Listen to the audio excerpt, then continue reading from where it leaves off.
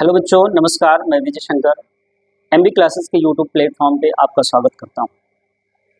बच्चे, गणित के सीरीज में पिछले 2 वीडियो में हमने रैखिक समीकरण युग्म को हल करने की विधियां पढ़ी हैं। पहली विधि हमने पढ़ी है विलोपन विधि। उसी सीरीज में हमने प्रतिस्थापन विधि के बारे में जाना कि किस प्रकार से रैखिक समीकरण युग्म को प्रतिस्थापन विधि से हल करते हैं। उसी सीरीज में बच्चे आज हम बात करेंगे कि रैखिक समीकरण युग्म को बीजगुणनखंड विधि से कैसे हल करेंगे। वैसे तो वर्तमान स्थिति में बच्चे कक्षा 10 बोर्ड एग्जाम से बीजगुणनखंड विधि हटा दी गई है, परंतु फिर भी हम जानेंगे, क्योंकि यदि हम इन चीज़ों को नहीं पढ़ेंगे तो कहीं ना कहीं ये चीज़ें बहुत पीछे चली जाएंगी और कुछ समय बाद विलुप्त हो जाएंगे। तो वैसे तो बोर्ड एग्जाम में नहीं है, परंतु इस चीज़ के बारे में हमें जानना जरूरी है, इसलिए हम बच्चे यहाँ पे पढ़ें। तो आज हम लोग बच्चे बीजगुणनखंड विधि के बारे में पढ़ें। तो बच्चे आप देख रहे हैं यहाँ पे एक प्रश्न है कि समीकरण 3x + 4y = 10 और 2x - 2y = 2, इसको बीजगुणनखंड विधि से हल करना है और x और y का मान बताना है। तो जब इस प्रकार के प्रश्न बच्चे आपके सामने आते हैं और कह दिया जाए कि बीजगुणनखंड विधि से हल करें, तो सबसे पहले आप रैखिक समीकरण युग्म के मानक समीकरण देखते हैं कि रैखिक समीकरण युग्म के मानक समीकरण क्या होते हैं। आपने बच्चे पढ़ा होगा कि रैखिक समीकरण युग्म के मानक समीकरण क्या होते हैं। a1x + b1y + c1 = 0, a2x + b2y + c2 = 0। ये बच्चे रैखिक युग्म समीकरण के मानक समीकरण होते हैं। बच्चे यहाँ पे a1 b1 c1 और a2 b2 c2 यह समीकरण बताते हैं कि a1 का अर्थ है कि ये वाली जो समीकरण है ये पहली समीकरण है, और जिसमें b1 a2 b2 c2 है ये समीकरण नंबर 2 है। आप ऐसा समझें, यानी 2 समीकरण हैं, युग्म के रूप में हैं और इनको हल करना है। तो ये मानक समीकरण है। सवाल में आप देख रहे हैं 2 समीकरण हैं, एक समीकरण एक समीकरण ये भी युग्म के रूप में है और इनको हल करना है। तो बच्चे जब बीजगुणनखंड विधि को हम पढ़ते हैं तो सबसे पहले मानक समीकरण से प्रश्न के समीकरण की तुलना कराते हैं। तो जैसे कि पहला समीकरण दिया है बच्चे 3x + 4y = 10। तो जो समीकरण सवाल में दिया है तो आप देखेंगे कि क्या मानक समीकरण के रूप का है। तो सबसे पहले तो आपको जो सवाल में समीकरण दिया होता है उसे मानक समीकरण के रूप का बदलना होता है। आप देख रहे हैं कि मानक समीकरण में राइट हैंड साइड पे 0 होता है, लेकिन प्रश्न के समीकरण में बेटा राइट हैंड साइड में 10 है। तो इस 10 को हम ऐसा कुछ करें कि 0 हो जाए। तो बच्चे 10 को लेफ्ट साइड में पक्षांतर कर दें, यानी 10 अब यहां ना लिख करके बच्चे लेफ्ट साइड में लिख देंगे तो 10 माइनस का हो जाएगा, क्योंकि 10 इधर प्लस का है, लेफ्ट साइड में पक्षांतर करेंगे तो माइनस का 10 हो जाएगा। आप देख रहे हैं इस समीकरण को समीकरण नंबर 1 मान लेंगे। उसी प्रकार बच्चे समीकरण 2 को भी मानक समीकरण के रूप का बदलेंगे। यहाँ पे है 2x - 2y = 2। तो इस समीकरण को बच्चे मानक समीकरण के रूप का बदलने के लिए देख रहे हैं कि 2 आपका जो राइट साइड है इसको हमें 0 करना है। तो इसको 0 करने के लिए 2 को उठा करके लेफ्ट साइड कर लेंगे। तो जैसे ही 2 को उठा के लेफ्ट साइड करोगे बच्चे तो ये बराबर से पहले आ जाएगा और माइनस का हो जाएगा। तो आप देख रहे हैं ये इस समीकरण का नाम दे देंगे बच्चे समीकरण नंबर 2। अब आप देख रहे हैं कि दोनों जो प्रश्न के समीकरण हैं वो मानक समीकरण के रूप के दिए। अगले चरण में बच्चे हम इन समीकरणों की तुलना करते हैं। जो समीकरण सवाल में दिए हैं इन दोनों समीकरणों की मानक समीकरण से तुलना करते हैं। पहला समीकरण, इस समीकरण की तुलना हम इस वाले समीकरण से करेंगे जिसमें a1x b1y + c1 है, क्योंकि 1 1 1 ये बता रहा है कि ये पहले समीकरण की बात कर रहे हैं और 2 2 2 ये बता रहा है बेटा कि ये दूसरे समीकरण की बात कर रहे हैं। तो तुलना करने का आधार बेटा ये है कि जैसे आप देख रहे हैं कि पहले मानक समीकरण में जो x का गुणांक है वो a1 है, x का गुणांक a1 है, और सवाल के पहले समीकरण में x का गुणांक 3 है। तो यदि x के गुणांक की तुलना करें पहले समीकरण में तो आप पाएंगे कि a1 की जगह पे 3 लिखा हुआ है, यानी a1 बराबर 3 आपको मिल जाएगा। इसी प्रकार बच्चे अगर b1 को देखें कि b1 की जगह में क्या लिखा है, तो b1 की जगह में आपको 4 मिलेगा, c1 की जगह में बच्चे आपको c1 की जगह में आपको क्या मिलेगा बच्चे, -10 मिलेगा। अब -10 कैसे, कुछ बच्चे आप समझ रहे होंगे कि सर यहाँ पे तो 10 है, -10 कैसे? बच्चे जो चिन्ह होता है किसी भी संख्या के जो पहले उसका साइन लगा होता है, चिन्ह लगा होता है, वो बच्चे उस संख्या का चिन्ह होता है, ना कि उस संख्या के बाहर का चिन्ह होता है। यदि यहाँ पे माइनस लिखा है तो माइनस ये अर्थ दे रहा है कि ये माइनस बच्चे 10 में लगा है, ना कि इधर वाली संख्या में लगा है। ये बेसिक कॉन्सेप्ट है बच्चे, आपको पता होना चाहिए कि जो भी चिन्ह लगता है वो आगे वाली संख्या में ही लगता है।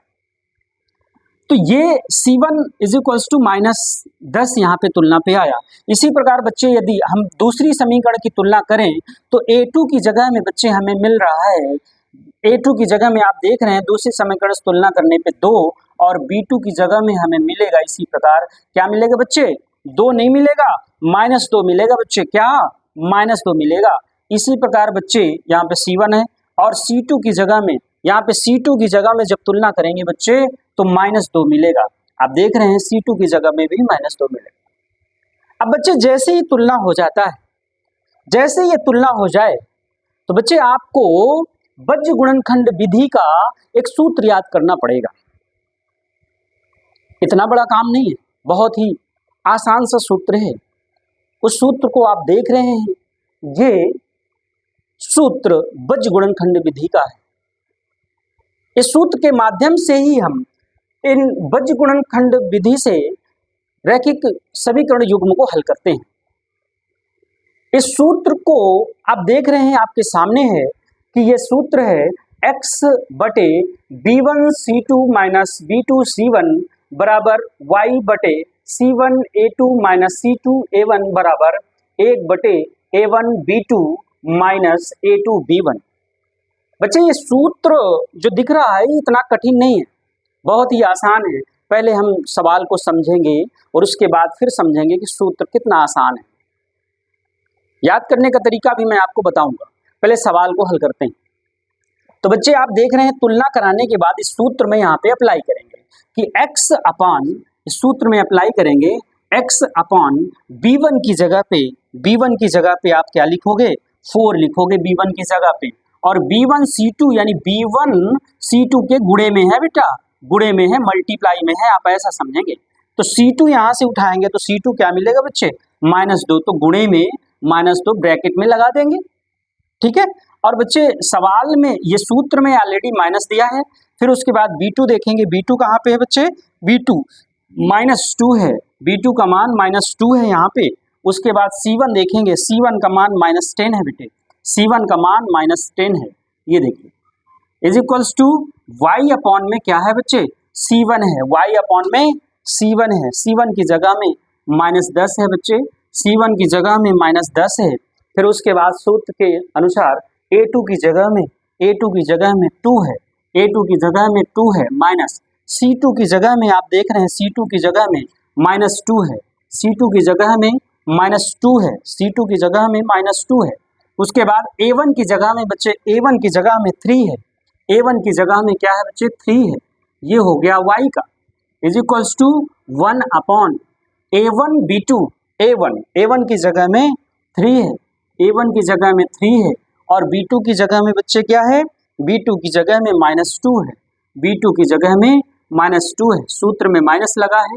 फिर a2 की जगह में आप देख रहे हैं बच्चे, a2 की जगह में ये यहाँ पे 2 है, a2 की जगह में 2 है, और मल्टीप्लाई b1 की जगह में बच्चे 4 है, b1 की जगह में बच्चे 4 है, ये देखिए। सूत्र में आपको इन a1 b1 c1 a2 b2 c2 के मान रखना है बच्चे। उसके बाद हम इस प्रश्न को आगे हल करेंगे, तो किस प्रकार से हल करेंगे आप देखिए कि x अपॉन बच्चे यहाँ पे गुणा करना है इसका, -2 और 4 का गुणा करेंगे तो 4 अंक का गुणा 2 अंक के साथ होगा, 4 दूना 8, और माइनस लगा है तो माइनस का 8, सूत्र में माइनस पहले से लगा है और इन दोनों का गुणा करेंगे, -10 और -2 का गुणा करेंगे, क्योंकि माइनस माइनस है तो ये प्लस हो जाएगा और 10 का गुणा 2 में करेंगे तो 10 दूना 20 हो जाएगा और ये माइनस पहले से लगा है बच्चे तो माइनस वैसे ही लगा रहेगा। 20 हो गया। उसके बाद फिर देखेंगे बराबर y बटे यहाँ पे 10 का गुणा 2 के साथ करेंगे तो माइनस का 10 है तो -10 दूना 20 यानी माइनस का 20 हुआ बच्चे, माइनस सूत्र में लगा है। -2 का गुणा 3 के साथ हुआ तो 3 दूना 6, माइनस का 6 क्योंकि एक में माइनस लगा तो माइनस का 6 और माइनस का 6 बच्चे इस माइनस के साथ गुणा हो जाएगा तो प्लस का 6 बन जाएगा, क्योंकि माइनस का 6 पहले से बना और यहाँ पे माइनस लगा है तो ये प्लस का 6 बन गया बच्चे। बराबर यहाँ पे देख रहे हैं आप 1/3 का गुणा 2 के साथ हुआ, माइनस का 2 है, 3 दूना 6 यानी कि माइनस का 6 बना और अब सवाल में माइनस लगा है, 2 का गुणा 4 के साथ 4 दूना 8 हुआ बच्चे। इसको थोड़ा से और हल करेंगे, x बटे -8 और -20 ये जुड़ जाएगा बच्चे तो माइनस का 28 हो जाएगा, इज इक्वल्स टू y बटे आप देख रहे हैं माइनस का 20 है प्लस 6 है तो ये बड़ा है ये छोटा है, एक माइनस है एक प्लस है, तो जब एक माइनस एक प्लस होता है बच्चे तो हमेशा घटता है। यदि दोनों प्लस प्लस के होते हैं तो जुड़ता है, दोनों माइनस माइनस के होते हैं तब भी जुड़ता है। यदि एक प्लस और एक माइनस का है तो हमेशा घटते हैं और घटने की स्थिति ये होती है कि बड़े से छोटे नंबर को घटाया जाता है। तो 20 से 6 को घटाओगे बच्चे तो 14 आएगा, लेकिन चिन्ह क्या लगेगा बच्चे, बड़ी वाली संख्या का माइनस का, -20 से आप 6 को घटा रहे हो, ठीक है बच्चे। बराबर 1/-6 और -8 दोनों माइनस माइनस के, मैंने कहा यदि दोनों प्लस प्लस के बच्चे तो जुड़ेंगे, दोनों माइनस माइनस के हैं बच्चे तो जुड़ेंगे, यदि एक प्लस एक माइनस का है तब घटेगा। तो यहाँ पे आप देख रहे हैं दोनों माइनस के हैं तो जुड़ेंगे, तो दोनों माइनस के जुड़ गए बेटा, 8 और 6 कितना हो गया बच्चे, 14 हो गया, तो माइनस का 14 हो गया। आगे इसी कड़ी में हम बच्चे यहाँ पे देखेंगे कि x के अपॉन में आया, y के अपॉन में आया और 1 के अपॉन में आया। अब x और y के मान कैसे निकालेंगे बच्चे, आप देख रहे हैं कि तीनों जो पद हैं ये तीनों पद एक दूसरे के बराबर है, तो क्या मैं इस पद को इस पद के, यदि ये पद इस पद के बराबर है तो क्या इस पद को इस पद के बराबर नहीं दिखा सकता हूँ, कह सकता हूँ बच्चे। यानी कि मैं x अपॉन -28 को 1 अपॉन -14 के बराबर कर सकता हूँ, क्योंकि ये इसके बराबर है ये इसके बराबर है, सब एक दूसरे के बराबर है, इसलिए ये इसके बराबर हो गया। अब इसको हल करने के लिए बच्चे जो इसके बटे में है ये उधर जाएगा तो ऊपर गुणे में जाएगा, यानी x बराबर आ जाएगा बच्चे -28 अपॉन -14 और माइनस से माइनस कैंसिल आउट, 14 से 28 कैंसिल आउट, 14 दूना 28 होता है, 2 बार में कट गया, माइनस से माइनस कट गया बच्चे, तो x बराबर बच्चे आ गया 2, यानी x का मान बच्चे क्या आ गया, 2 आ गया। इसी प्रकार बच्चे हम y का मान निकालने के लिए y अपॉन -14 बराबर 1/-14 इसको करेंगे, तो 14 ये आपका y के बटे में है, अब ये 14 बेटा उधर गुणे में जाएगा, तो y बराबर बच्चा -14/-14 इस तरह से बेटा। अब ये 14 से 14 बेटा कट जाएगा क्योंकि माइनस माइनस से भी कैंसिल आउट, 14 से 14 कैंसिल आउट, तो y बराबर बच्चा आ गया 1 आ गया, y का मान कितना आ गया बेटा 1 आ गया। तो इस प्रकार से बच्चे देख रहे हैं कि x का मान भी आ गया, y का मान भी आ गया, ये बज्य गुणनखंड। अच्छा यदि यहाँ पे आपको दिख नहीं रहा बच्चे तो मैं इधर लिख देता हूँ, यदि ये आपको दिख नहीं रहा, y का मान आ गया बच्चे, y का मान आ गया 1 आ गया बच्चे, y का मान आ गया 1, यहाँ से आप कैलकुलेट कर सकते हैं, यदि बच्चे को नहीं दिख रहा है तो आप इतना छोटा से कैलकुलेट कर सकते हैं बच्चे। तो यहाँ पे बच्चे इस प्रकार से आपको बज्य गुणनखंड विधि से मानक समीकरण जो यहाँ पे दिए हैं तुलना करा करके और उसके बाद फिर इस सूत्र में रख करके, ये सूत्र है बच्चे, इस सूत्र को याद करना बहुत जरूरी है अगर बज्य गुणनखंड सीखना है। वैसे तो बोर्ड एग्जाम में नहीं है सिलेबस में, यदि आगे भविष्य में कभी हुआ तो इसे सीखना जरूरी है, ठीक है बच्चे। तो आशा करते हैं ये वीडियो आपको बहुत अच्छा लगा होगा, बहुत पसंद आया होगा बच्चे। इसी प्रकार हमारे साथ जुड़े रहिए और इसी प्रकार अच्छे अच्छे वीडियो देखते रहिए, पढ़ाई करते रहिए। बहुत बहुत धन्यवाद बच्चे। अच्छा हाँ, एक चीज और मैं बता देता हूँ बच्चे कि ये सूत्र कैसे आया। यदि ये सवाल सभी को समझ में आ गया तो आप वीडियो को पॉज करके बेटा इस सवाल को नोट कर सकते हैं। मैं आपको सूत्र को याद करना सिखा देता हूँ बच्चे, किस प्रकार से सूत्र को याद करेंगे आप आसानी से कैसे सूत्र को याद कर सकते हैं मैं आपको बता देता हूं बच्चे। देखिए बेटा, बहुत ही आसान सूत्र है बेटा, इसमें कुछ भी घबराने वाली बात नहीं है बच्चे। देखिए, सूत्र को याद करने के लिए बच्चा आप ऐसा मानो कि ये x हो गया, ये y हो गया और ये 1 हो गया। याद करने का तरीका बच्चे, x के अपॉन में ऐसे लिखो बराबर y के अपॉन में लिखो और 1 के अपॉन में लिखो। अब बच्चे लिखना क्या है आप समझिए। मानक समीकरण क्या था, a1x plus b1y plus c1 बराबर 0, a2x plus b2y plus c2 बराबर 0, ये मानक समीकरण था बच्चों। अब आप देख रहे हैं कि x जो बच्चे x का गुणांक क्या है बच्चे, a है ना, a1 है a2 है मतलब a है ना। तो जब x का गुणांक a है तो इसके बटे में a वाला पद नहीं आएगा बच्चे। आपको ये देखना कि a वाला पद नहीं आएगा, यानी x के गुणांक में a वाला पद नहीं आएगा। y के गुणांक में बच्चे अगर b है तो इस y के बटे में b वाला पद नहीं आएगा बच्चे।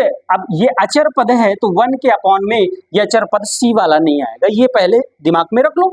अब करना क्या बच्चे, याद करो। तो a वाला नहीं आना है तो आना कैसे, जब a वाला नहीं आना है तो b वाला आना है, c वाला आना है। यानी कि आप पहले ऐसे लिख लो bc माइनस bc, आसान सा पहले ऐसा लिखो फिर मैं बताता हूं कैसे। bc माइनस bc, y के बटे में, क्योंकि b का गुणांक y का गुणांक b है तो b वाला नहीं आएगा तो क्या आएगा, c आएगा और a आएगा। यहाँ पे क्रम याद रखना है बच्चे कि ये a c नहीं होगा, पहले c फिर a, पहले c फिर a, यानी कि यहाँ पे हमें c a minus c a दोनों सेम सेम लिखना है। कितना आसान है। उसी प्रकार बच्चे 1 के बटे में यानी अचर पद लेना है तो c वाला नहीं आएगा, बाकी ये दोनों आएंगे, ये दोनों क्रम रहेंगे, a b minus a b। ये कितना आसान है, इतना आप पहले लिख लेंगे। इसके बाद बच्चे आप एक नंबर याद रखो 12 21, 12 21, ये क्रम से चलेगा। कैसे, 12 21 का मतलब क्या है बच्चे, 1 2, पहले में 1 लगाया दूसरे में 2 लगाया, 12 के बाद 21 फिर 2 लगाया फिर 1 लगाया, फिर बच्चे 12 21, फिर बच्चे 12 21 लग गया 1 2 2 1 1 2 2 1। ये क्या बता रहा बच्चे, ये बता रहा है कि ये b1 है, ये c2 है, ये b2 है, ये c1 है, ये c1 है, ये a2 है, ये c2 है, ये a1 है। इस प्रकार से आप मैच करा लीजिए बच्चे, इतना आसान सा सूत्र है बच्चे। तो यदि आपको ये रटना ना पड़े, आपको रटने से यदि चीज़ें नहीं याद होती तो आप इस प्रकार से थोड़ा से दिमाग का प्रयोग करके थोड़ा से लॉजिकल तरीके से आप इसे याद कर सकते हैं बच्चे। तो आशा करते हैं बच्चे ये वीडियो बहुत ही अच्छा लगा होगा आपको, और यदि वीडियो अच्छा लगा तो वीडियो को लाइक कर दीजिए और अपने दोस्तों के साथ शेयर ज़रूर कर दीजिए। और यदि आपने चैनल को सब्सक्राइब ना किया हो तो ये कहने की बात नहीं बच्चे, आप ज़रूर करेंगे। धन्यवाद बेटा।